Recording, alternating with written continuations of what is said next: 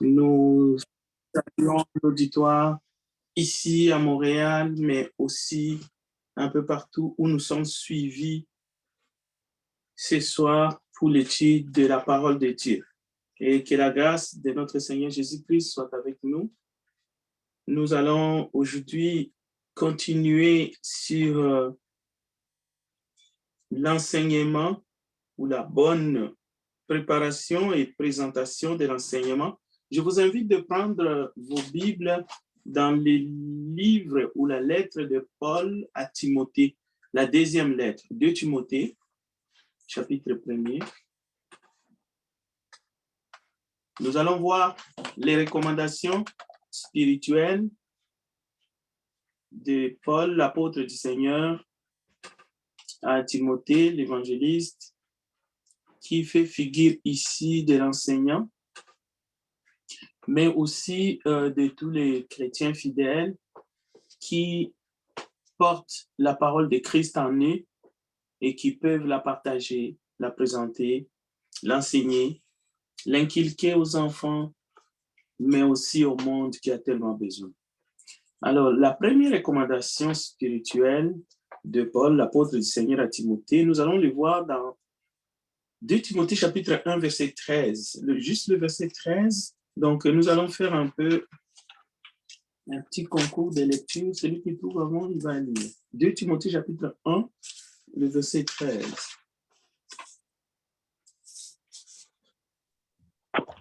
Retiens dans la foi et dans la charité qui est en Jésus-Christ le modèle des saintes paroles que tu as reçues de moi. Voilà. Donc, on peut résumer ça comme étant pas seulement la capacité de retenir, mais de la présenter. Donc, une bonne présentation, lorsqu'on a bien retenu la parole qui nous a été transmise pour le cas de Timothée, ça lui a été transmis d'abord par ses propres parents, disons, sa mère, sa grand-mère, mais aussi vraiment de celui qui l'a pris en charge, donc l'apôtre du Seigneur Paul.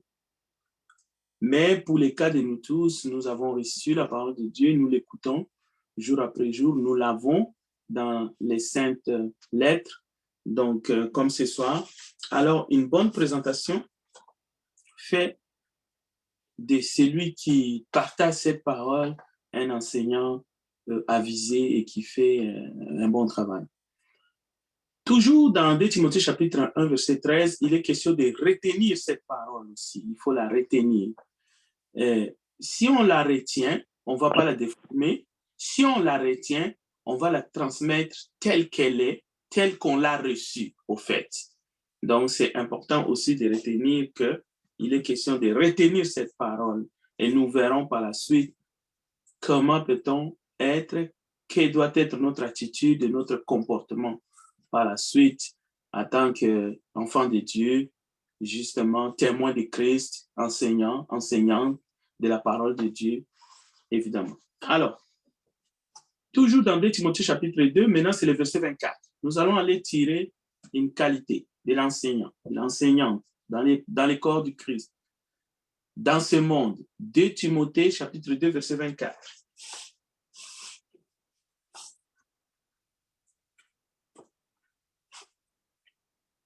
On peut lire à partir du verset 23. Repousse les discussions folles et inutiles, sachant qu'elles font naître des querelles.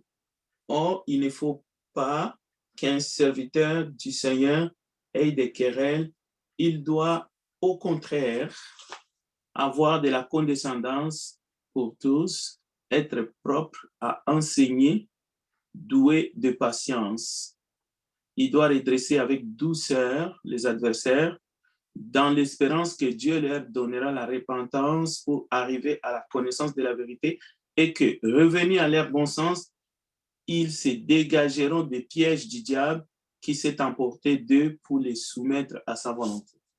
Donc, il y a aussi des choses à éviter pour être un bon enseignant.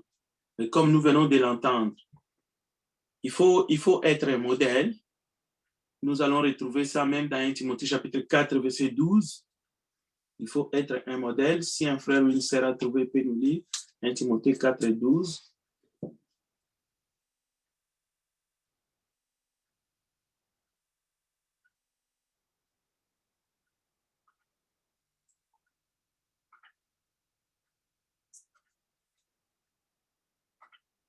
C'est quelqu'un trouvé 1 Timothée chapitre 4, verset 12, s'il vous plaît. Oui. 1 Timothée 4, Oui, 1 Timothée 4, verset 12. verset 12. Que personne ne méprise ta jeunesse, mais sois un modèle pour les fidèles en parole, en conduite, en charité, en foi, en pureté. Voilà. Donc, donc un enseignant, c'est un modèle. Un enseignant, c'est quelqu'un qui évite, qui est affable, mais qui évite les discours vains et profanes, qui évite les disputes, qui ne se retrouve pas dedans, mais qui évite des querelles, pas des querelles inutiles. Mais il faut être propre à enseigner. Donc, quelqu'un qui enseigne la parole de Dieu, qui la témoigne, qui présente l'évangile à d'autres, il doit être propre à enseigner, c'est-à-dire se donner à cette tâche-là de manière à préserver la vérité de la sainte doctrine. Alors, la 9e qualité, justement, c'est 1 Timothée chapitre 4, verset 13. Là où nous venons de lire, mais il faut remonter un peu. J'aimerais qu'on l'affiche parce qu'elle est vraiment une qualité intrinsèque. J'aimerais que nous puissions la voir, nous tous, et nous puissions la lire. 1 Timothée chapitre 4, verset 13. Si vous avez trouvé, vous pouvez la lire, s'il vous plaît.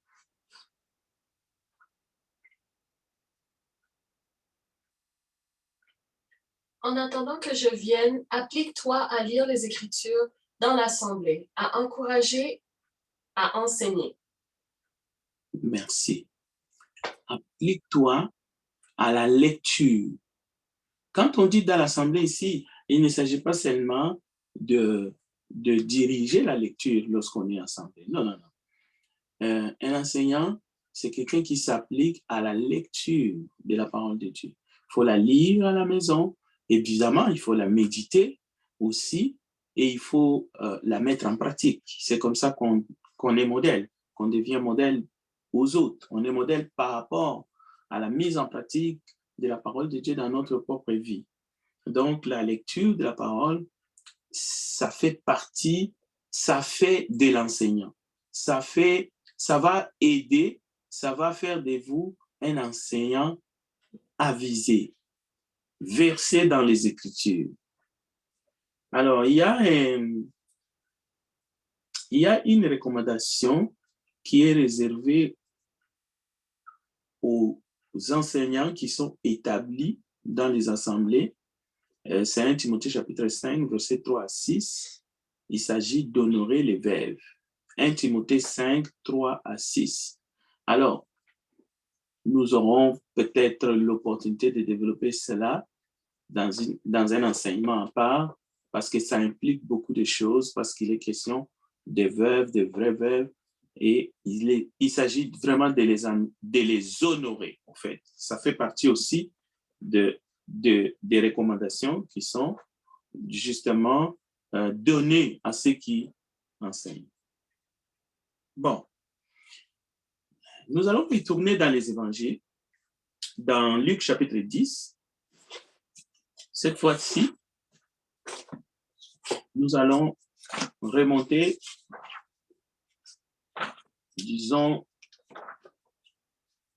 avant l'établissement de l'Église, la préparation de l'Église, au fait. Jésus est avec ses disciples. Souvent, nous écoutons, vous avez reçu gratuitement, donné gratuitement, mais cela est dans un contexte bien défini dans la parole de Dieu. Parce que si on applique ces versets, on les sort de son contexte, c'est un peu, on va aller dans tous les sens. Alors, Luc chapitre 10, à partir du verset 1er, je lis la parole de Dieu. Après cela, le Seigneur désigna encore 70 autres disciples. Il les envoya 2 à 2 devant lui dans toutes les villes et dans tous les lieux où lui-même devait aller. Il leur dit, la moisson est grande, mais il y a peu d'ouvriers. Priez donc le maître de la moisson d'envoyer les ouvriers dans sa moisson. Partez, voici, je vous envoie comme des agneaux au milieu des loups. Le verset 4. Ne portez ni bourse, ni sac, ni souliers, et ne saluez personne en chemin. dans quelque maison que vous entriez, dites d'abord que la paix soit sur cette maison. Et s'il se trouve là un enfant de paix, votre paix reposera sur lui. Sinon, elle reviendra à vous. Demeurez dans cette maison-là, mangeant et buvant ce qu'on vous donnera, car l'ouvrier mérite son salaire. N'allez pas de maison en maison, dans quelque ville que vous entriez et où l'on vous recevra, mangez ce qui vous sera présenté. Guérissez les malades qui s'y trouveront et dites-leur, le royaume de Dieu s'est approché de vous. Mais dans quelque ville que vous entriez et où l'on ne vous recevra pas, allez dans ces rues et dites, nous secouons contre vous la poussière même de votre ville qui s'est attachée à nos pieds. Sachez cependant que le royaume de Dieu s'est approché. Je vous dis qu'en ces jours, Sodome sera traité moins rigoureusement que cette ville-là. Donc, comme je l'ai dit, nous sommes ici dans la gestation. Avant qu'un enfant naisse, il passe par cette phase-là de la gestation. Mais ici, nous sommes dans la préparation de l'Église. L'Église va naître les jours de la Pentecôte. Mais le Seigneur est en train de former les disciples, ceux-là qui vont être le fondement. Et lui, la pierre angulaire, c'est à qui il va confier la mission de prêcher l'Évangile dans toutes les villes, dans toutes les nations. Donc, alors, il ne s'agit pas de prendre mot à mot l'enseignement du Seigneur, l'adresse qu'il donne aux 70 pour essayer de les appliquer de manière cavalière. Non, mais il y a des principes que l'Église, maintenant qu'elle est établie, qu'elle est née dans ce monde, nous pouvons tirer et nous allons ajouter à d'autres principes que nous allons trouver dans les actes des apôtres pour essayer de continuer le travail là où les disciples, les 12 qui ont commencé, ont laissé, les autres ont pris, et jusqu'à nous, aujourd'hui, nous avons des ouvriers, des enseignants et des enseignants dans l'Église. Alors, nous allons essayer de voir ces principes-là. Mais avant de voir ces principes, on va rappeler encore quelques bonnes vérités pour compléter notre base. Dans Matthieu 28, par exemple, je cite, Jésus dit toujours, maintenant aux 12, il dit, allez faire de toutes les nations des disciples, les baptisant au nom du Père, du Fils et du Saint-Esprit, et enseignez-leur à observer tout ce que je vous ai prescrit. Très important, ce qui va suivre. Et voici, je suis avec vous tous les jours jusqu'à la fin du monde. Si on lit Luc chapitre 10, partez d'ici, ne portez ni bourse, ni sac, ni souliers, ainsi de suite. Il ajoute que l'ouvrier mérite son salaire. S'il y a un enfant de paix, mangez ce qu'on vous donnera. Que votre paix demeure. Mais si on ne vous reçoit pas, ce n'est pas un problème. Partez. Bien entendu, dans la coutume juive, il y avait cette pratique-là d'aller dans ces rues ou de soulever la poussière. Jésus nous a déjà dit, on n'a pas besoin de maudire quiconque ne reçoit pas la parole de l'Évangile. Donc, il ne s'agit pas de faire le contraire de l'enseignement que le Maître nous a amené. Mais, aujourd'hui, les enfants de Dieu et ceux qui sont appelés à enseigner la parole de Dieu, même dans une assemblée, même de manière partielle, il est bien de connaître ces vérités. Parce que c'est ça, des fois, qui amène la confusion, qui amène des illusions et parfois même les vocations ne s'élèvent pas parmi les enfants de Dieu ou sont tout simplement étouffés. Des dons ne sont pas reconnus ou ceux qui ont des dons ne veulent pas véritablement les mettre au service des autres dans l'assemblée. Premier point. L'appui que nous avons besoin pour annoncer la parole de Dieu, pour prêcher la parole de Dieu, pour témoigner même l'Évangile. Parfois, nous nous sentons seuls, mais l'appui le soutien des enseignants et même des enseignantes, que ce soit dans les cadres des familles ou même dans des assemblées où il y a des collaboratrices comme Paul le fait bien dans Romains 12, qui cite ses collaborateurs et parmi, il y a des femmes qui ont travaillé, qui ont lutté et qui les citent pour montrer quel était leur engagement dans l'évangélisation. Il faut savoir que l'appui et le soutien des enseignants et des enseignantes, des missionnaires comme on dit, des femmes engagées, des hommes engagés dans les ministères, notre appui, c'est le Seigneur, comme il a dit lui-même. Bien sûr, le Seigneur Jésus dit, je suis avec vous tous les jours. Bien sûr, il dit, allez-y, partez, l'ouvrier mérite son salaire. Mais notre appui, c'est lui qui donne la mission, il donne la provision. Notre soutien, c'est le Seigneur lui-même en personne. C'est lui qui ne découvre pas cette vérité, il va nager dans le vide, de ressentiment en ressentiment. Il va mettre, disons, sa confiance, il va se confier dans les hommes. Or, il est écrit, maudit quiconque se confie à l'homme. Donc, l'Éternel, le Seigneur peut se servir des hommes et des femmes, même pour nous donner un salaire, même pour nous soutenir financièrement, ou même nous soutenir par des bonnes paroles, ainsi de suite. Mais il faut compter d'abord, lorsqu'on est engagé dans ce service de prêcher la parole de Dieu, à Dieu et à Dieu seul, et seulement au Seigneur. Mais le Seigneur peut se servir de qui il veut. Comme dans Luc 10, le Seigneur n'est pas en train de se servir des chrétiens ici. Quand on dit un enfant de la paix, vous arrivez chez lui manger, ce n'est pas un chrétien, forcément. Non, c'est un homme de paix qui vous reçoit. Mais ce n'est pas encore un converti. Lorsque le Seigneur dit, voici, je suis avec vous tous les jours, ça ne signifie pas qu'il va nous envoyer des chèques dans nos comptes à banque, où il va faire des miracles, on va ramasser un sac avec des sous ou de l'argent, des billets de banque dedans, il va sortir dans notre voiture pour apparaître, pour nous donner des fonds. Non, loin de là. Ça, ce sont des élucubrations. C'est bien d'avoir du support financier, mais il ne faut pas que cela empêche la prédication de la parole de Dieu, comme souvent c'est le cas. Quelqu'un qui dit, je voulais aller, mais je n'ai pas de soutien. Je voulais aller à tel endroit. Donc, ça montre qu'il ne connaît pas c'est Dieu et ce Seigneur qui a dit aller et en qui nous devons mettre toute notre confiance. D'abord, il ne s'agit pas d'aller comme un fou, abandonner sa famille, sa femme et ses enfants dans la famine, dans la misère totale et dire qu'on sert Dieu, loin de là. Mais on ne peut pas s'aventurer dans la prédication de l'évangile. Donc, nous avons des enseignements clairs.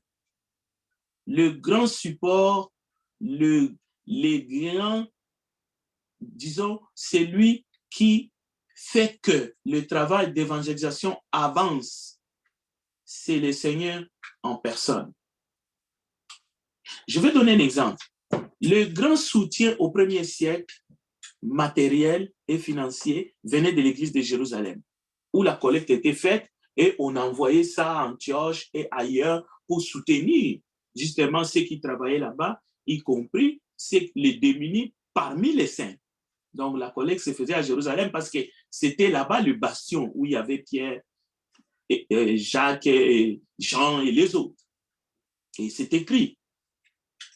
Mais voyez-vous que lorsque Pierre arrive à Antioche et qu'il s'est conduit de manière hypocrite, dans Galates chapitre 2, Paul, qui travaillait à Antioche, n'a pas hésité de dire à Céphas qu'il se comportait de manière hypocrite et même à cause de lui, Barnabas aussi est entré dans cette hypocrisie. Mais le soutien venait de Jérusalem. Pierre était ancien à Jérusalem. Alors, de nos jours, beaucoup sont tombés, ils ont mélangé la mission de prêcher l'évangile jusqu'aux extrémités de la terre, justement, avec l'idée du soutien financier. Et cela a perverti, au fait, l'évangile, dans un sens. La bonne prédication de ceux qui annoncent, ceux qui sont en ligne de front, parce qu'ils se comportent de compromission à compromission, parce qu'ils ont peur de perdre leur soutien financier. Alors, ils sont parfois obligés d'enseigner ce qu'on leur oblige, alors que ça ne cadre pas avec la vérité de la sainte doctrine.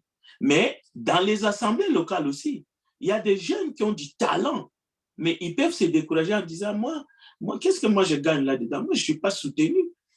Par exemple, comme lui, moi, je suis là juste pour aider, mais en réalité, c'est un don qui est là et qui peut grandir, croître, justement que le Seigneur veut s'en servir, mais à cause des éléments matériels ou du support, voilà un don qui est en train de mourir au fait. C'est pour cela qu'il est important dans les recommandations pour les enseignants de connaître ces choses. Alors, je vous donne les textes, Galates chapitre 2, versets 7 à 14.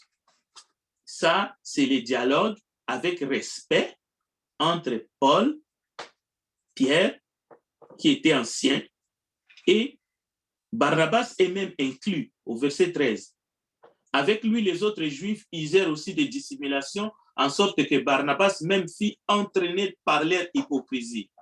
Voyant qu'il ne marchait pas droit selon la vérité de l'Évangile, j'ai dit à Céphas en présence de tous, si toi qui es juif, tu vis à la manière des païens et non à la manière des juifs, pourquoi forces-tu les païens à judaïser? Donc, nous avons ici deux exemples pour ceux qui enseignent. Enseignants et même les enseignants dans les classes des dames ou dans les classes des enfants. Paul réagit comme il faut.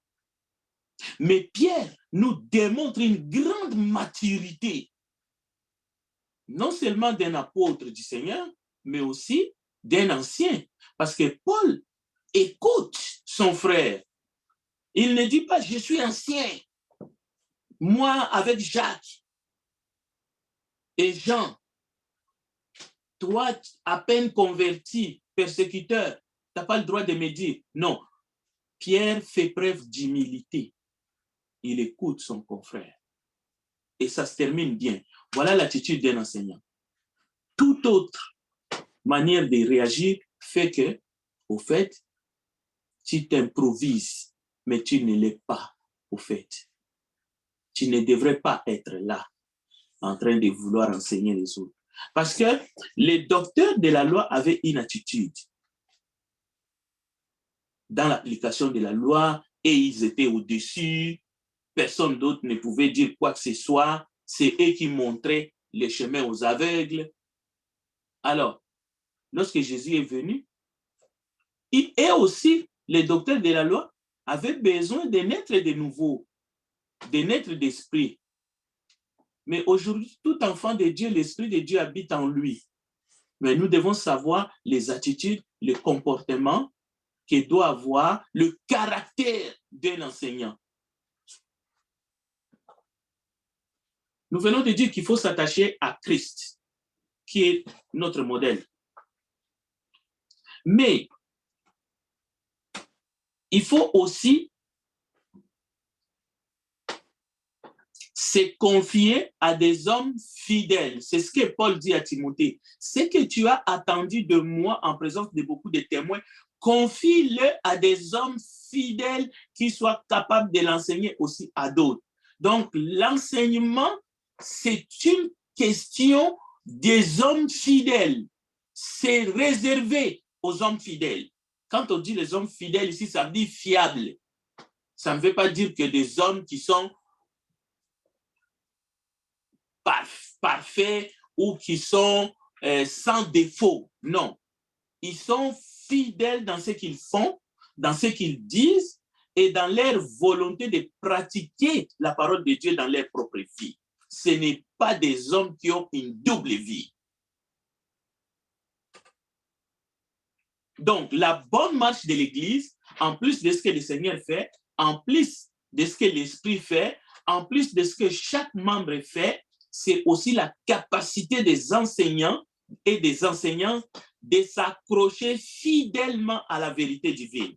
Je dis bien s'accrocher fidèlement. Cela veut dire que moi-même, je me dénonce.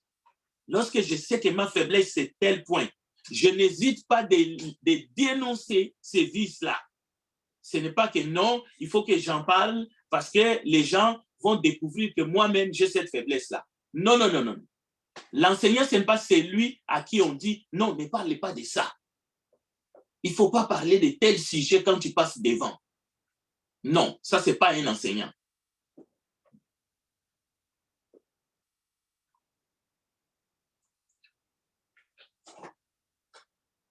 Dans ce monde, il y a ce qu'on appelle le conformisme au dogme de pères religieux, et même il y en a qui se conforment au dogme des réformateurs. Toutes ces choses sont des pièges du diable.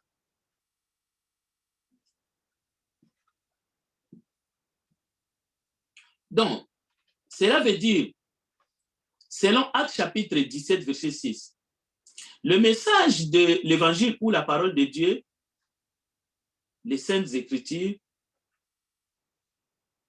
c'est un message sans égal, qui est toujours d'actualité. C'est un message qui ne vieillit jamais. Alors, le même message qui a bouleversé le monde au temps des apôtres au 1er siècle, c'est ce même message qui bouleverse le monde jusqu'aujourd'hui. Et cela va aller jusqu'au retour du Seigneur Jésus. Donc, la parole nous exhorte à la douceur. La parole nous exhorte au respect de l'autre, la politesse, les bonnes manières. La parole nous interdit des propos grossiers. La parole nous invite, et d'ailleurs c'est un fruit de l'esprit, la patience. Mais tout cela ne sont pas de nature à changer le contenu du message, de l'évangile ou de la parole. Cela veut dire quoi? La tiédeur spirituelle, l'hypocrisie, comme nous avons vu un exemple, mais qui ne doit pas être un exemple qui fait école. On connaît la progression et la croissance spirituelle de celui qu'on appelle Céphas qui est devenu Pierre. Mais c'est quand même un exemple que nous avons face à ce qui peut hanter ceux qui enseignent la tiédeur, l'hypocrisie, l'indifférence face à l'injustice. Écoutez, on peut avoir un tempérament qui ne cadre pas du tout avec ce que la Bible enseigne. Mais trafiquer la vérité, c'est la haute trahison. Et trafiquer la vérité pour plaire aux hommes, au commun des mortels, fait de la personne qui le fait un faux enseignant. En d'autres termes, celui qui n'est pas prêt à mourir pour la vérité de Christ ne doit pas enseigner même une seule vérité au nom du Seigneur Jésus. Que vous soyez enseignant, que vous soyez homme ou femme, même dans le domaine, je ne sais pas, professionnel, chez vous, ça ne sert à rien. Parce que si on n'est pas prêt à mourir pour la vérité de Christ, on va changer de camp. On va diluer la parole, surtout dans ces temps, et même au 1er siècle, c'était le cas. C'est pour cela,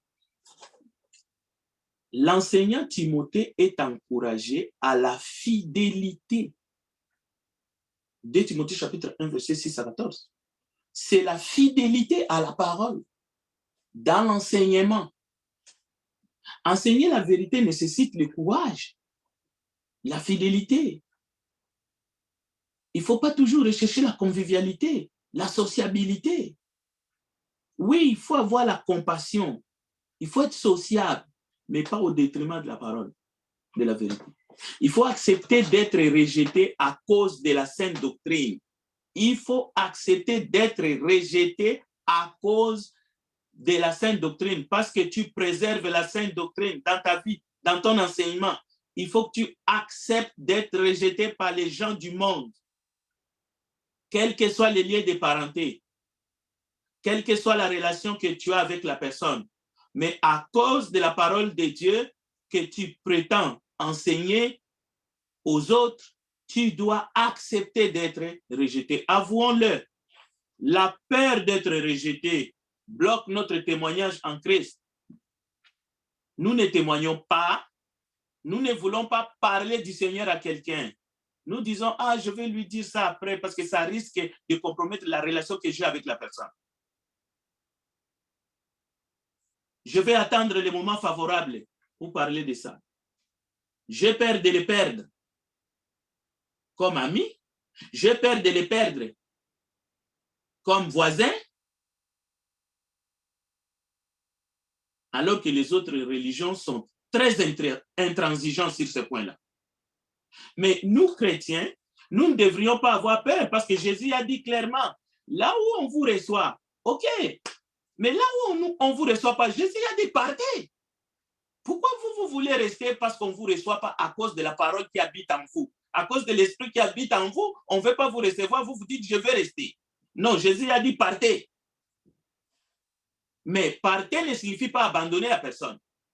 Cela veut dire à une autre occasion, la personne sera confrontée avec le même esprit et avec la même parole qui habite en nous.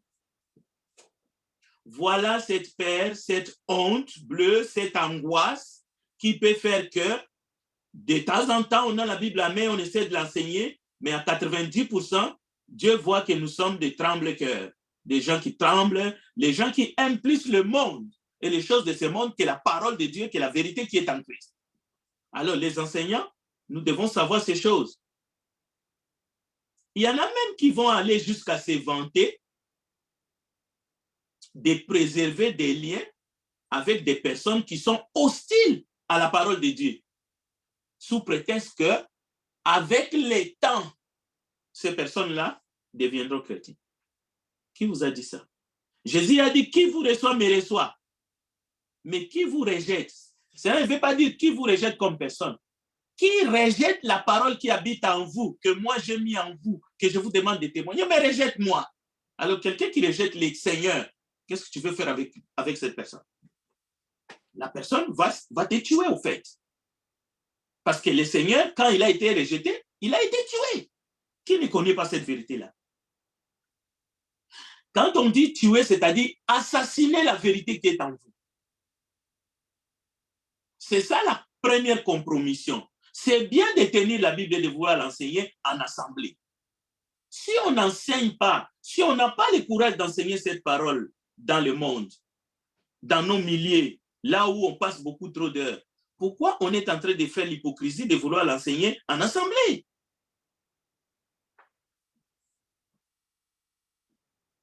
Quiconque rejette la parole de Dieu, c'est une autre histoire, c'est une autre manche qui commence. Mais nous allons continuer à aimer la personne. Donc, l'esprit que Dieu nous donne ne nous rend pas timides. C'est ce que Paul a dit à Timothée. Ce n'est pas l'esprit de timidité. D'où vient cette timidité? D'où vient cette froideur? Les chrétiens, au XXIe siècle, depuis le XIXe siècle, déjà depuis le premier siècle, il y avait des chrétiens qui étaient tièdes. Et le Saint-Esprit les a dénoncés. Au contraire, l'esprit qui habite en toi, enseignant, enfant de Dieu, c'est un esprit rempli de force, c'est un esprit d'amour, c'est un esprit de sagesse. Donc, vouloir que ceux qui enseignent soient comme des pétards mouillés, ça vient du diable. Il y a des gens dans l'église qui veulent des enseignants pétards mouillés. Donc, quand il passe devant, on est là, tranquille, chacun est en train de ronfler. Non, ça, c'est pas enseignant, ça ne s'appelle pas enseignant. Nous ne sommes pas des abbés, nous ne sommes pas des curés de l'Église catholique, ni de l'Église orthodoxe. Nous sommes des enfants de Dieu allumés par le Saint-Esprit. Nous prêchons la vérité. Avec joie, avec douceur, dans la paix et avec espérance. Montre ton espérance, montre ta foi et prêche la vérité et vis-la. C'est pour cela que Paul demande à l'Esprit que le Saint-Esprit soit la source de sa force. Que son amour soit l'amour agapé. Et que sa sagesse soit véritablement la sagesse d'en haut, la maîtrise de soi, devant toutes circonstances. Et nous voulons saluer les frères qui ont démontré un esprit d'engagement ce dimanche à l'égard de ces visiteurs qui est venu et qui avait besoin d'aide. C'est comme ça qu'il faut agir. Il faut prendre la personne en charge. Il faut l'écouter. Il ne faut pas laisser ceux qui sont en service se démobilisent pour aller vers la personne. Mais les autres, j'ai vu des frères comme Eximon, les frères Vito, les frères Patou et bien d'autres. Donc, vous permettez que ceux qui sont en service continuent, restent concentrés, comme les apôtres ont dit. Nous allons rester concentrés à la parole. D'autres vont s'occuper de cette entreprise-là. C'est comme ça que ça se passe quand nous sommes réunis. Donc, il y a ceux qui travaillent, qui sont là-bas pour accueillir les visiteurs. D'autres organisent les cultes. Le frère Nélan dirige les chants, ainsi de suite. Donc, on est en train de faire un travail ensemble, mais on est soudés. On est soudés. Quand les prédicateurs commencent à laisser la tâche de la parole de Dieu pour aller s'occuper de quelqu'un qui est venu avec des besoins ponctuels, mais le prédicateur peut être démobilisé. Le prédicateur peut revenir à la chair tout d'un coup parce qu'il a pris une coche. Donc, c'est important aussi d'être vaillant d'esprit. Alors, nous allons justement terminer parce qu'il est question du caractère, de l'attitude, de la bonne préparation, mais de la détermination des enseignants à faire les biens. Alors, retenez ces points-ci. Dans l'assemblée, chaque membre du corps du Christ doit s'examiner pour retrouver les critères suivants. Selon 2 Timothée chapitre 2, ce sont des applications pratiques. Chaque chrétien et chaque enseignant doit reconnaître en lui ou en elle comme étant un bon soldat de Christ, c'est-à-dire quelqu'un qui est capable d'endurer des souffrances et prendre des risques pour témoigner à cause de l'évangile. Maintenant, nous allons prendre des directives. Je vais donner un exemple. Avant, on était prêt à recevoir n'importe qui venait nous demander service parce qu'on a le numéro pour célébrer le mariage. On pouvait recevoir des gens qui viennent des autres dénominations et tout, et puis on leur donne ces services gratuitement. Ils s'unissent. Mais ce service-là est donné par l'État civil. Ces services-là, n'importe qui peut aller les chercher. Le directeur de l'État civil peut désigner un célébrant du jour qui n'est même pas un prédicateur dans une assemblée. Ça, c'est fait. Alors, à cause des valeurs morales qui changent dans notre société, où une personne peut naître une fille et en cours de route, il choisit son genre. Donc, on peut se retrouver avec des personnes qui ne sont pas des hommes ou des filles dès la naissance et qui vont contracter des mariages. Et nous, on ne va pas faire le FBI. Nous, on n'est pas là pour fouiner. Non, non, non. On n'est pas là pour fouiner. C'est pour cela qu'il y a des services qu'on va délaisser au gouvernement. Pas dans le sens qu'on ne veut plus les faire. Non, on va les faire. Mais pour ceux qui sont en Christ seulement. Pour ceux qui sont en Christ. Selon 1 Corinthiens chapitre 7. Toutefois que ce soit dans le Seigneur. Et puis, d'ailleurs, ce n'est pas obligé. Le gouvernement ne nous oblige pas de célébrer les mariages. Ou nous ne savons pas. D'ailleurs, nous ne pouvons pas savoir. Les gens ne sont pas obligés de venir nous demander de faire n'importe quoi. Surtout que le gouvernement ne nous demande pas de le faire non plus, obligatoirement. Donc, C'est important. Alors, je terminerai en disant aussi, il faut s'examiner pour être sûr que vous êtes un bon athlète. Selon 2 Corinthiens chapitre 2. L'athlète, comme les soldats, subit un dur entraînement pour gagner le concours. Alors, si chaque enfant doit être un bon soldat et un bon athlète, imaginez celui qui prend la parole pour l'enseigner aux autres. L'apôtre Paul donne encore l'exemple de laboureur. Le laboureur doit peiner pour recueillir des fruits. On peut les trouver même dans Jacques chapitre 5, versets 7 à 10. Et nous, nous sommes des ouvriers. Nous prions parce qu'il y a peu d'ouvriers, que le Père envoie dans sa moisson des ouvriers. Un enseignant, une enseignante est un bon soldat, c'est un athlète, c'est un laboureur. C'est un ouvrier. Peu importe la profession qu'on fait, on doit travailler consciencieusement. Un ouvrier travaille consciencieusement. Donc, un enseignant travaille consciencieusement. Donc, nous devons tout faire notre part et chercher à être des vases d'honneur. Ça, c'est aussi l'enseignement qu'on trouve dans 2 Timothée chapitre 2, verset 21. Donc, malgré des changements dans notre société, ne vous appuyez pas sur les passions qui dominent actuellement dans nos sociétés, mais prenez position en face du déclin des valeurs morales, mais attachez-vous à la vérité de Christ. Que Dieu vous bénisse dans le travail, dans la mission qu'il nous a confiée. Je retourne la parole à notre frère bien-aimé, Jarvi Dorsan. Je vous remercie de m'avoir écouté. OK. Oui, merci, frère Frédéric, pour l'étude. Est-ce qu'il y a des questions?